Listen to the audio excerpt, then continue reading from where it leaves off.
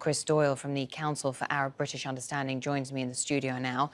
And Chris, let's begin with the bombing of the hospital in Idlib. Russia denies being behind that attack, but I suppose that raises questions, even more questions in itself. Well, precisely. We've seen many attacks, so sadly, in this awful conflict over the last 4 years on hospitals, on clinics, and indeed other civilian targets. So Russia denies this. There'll be many who'll question the veracity of that denial.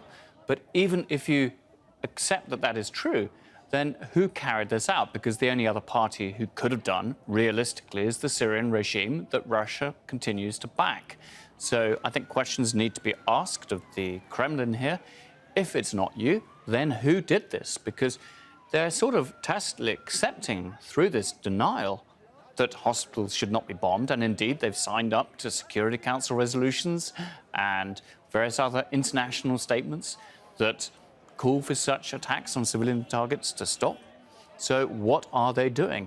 And I think it's time to reflect on the complete and utter failure of the international community, including Russia, including the United States, to stop some of the most core principles of international law, international humanitarian law, being wantonly violated. These are hospitals, and they are being bombed, and nothing happens.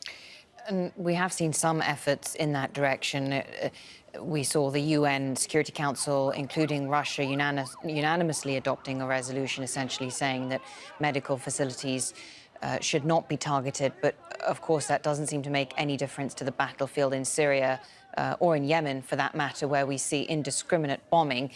What more does the international community need to do now to address this? Is there anything that can be done to stop the bombing of hospitals? Well, they have to do more than issue statements. Now, for example, we have seen huge areas of Syria being under siege. Siege as a weapon of war. So over 500,000 people living in these besieged areas. About 460,000 of those are under areas under siege that are controlled by the Syrian government.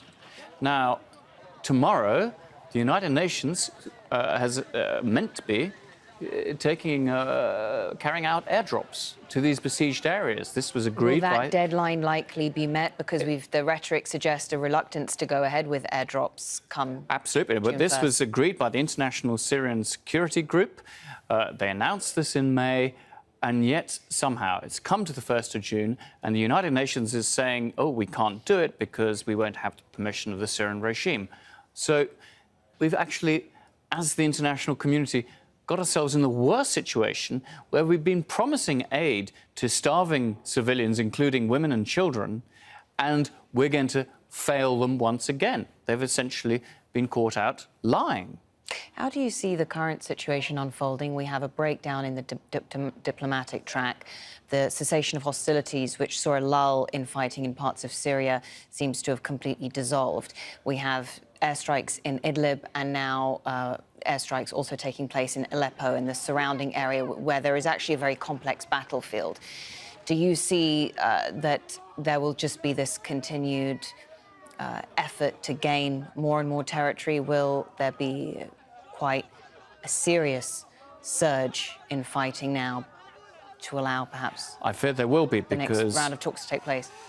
We're seeing not only the failure of the Americans and the Russians to work together. They were on the same page a while back, but that relationship seems to have broken down again, as your report suggested.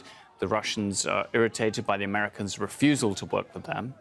But we're seeing the Iranian-Saudi clash of interests, but also, importantly, the Russian-Turkish one, as well as a Kurdish-Arab clash. So, as you suggest, I mean, the area around Aleppo is very dangerous. There's another humanitarian catastrophe in terms of people fleeing violence, people who are trapped. It's quite extraordinary. And where does this conflict go? One always thinks it's sunk to the lowest depths, but it's going lower and lower. And, you know, neighbouring Iraq, we're even seeing a situation there that is deteriorating day by day.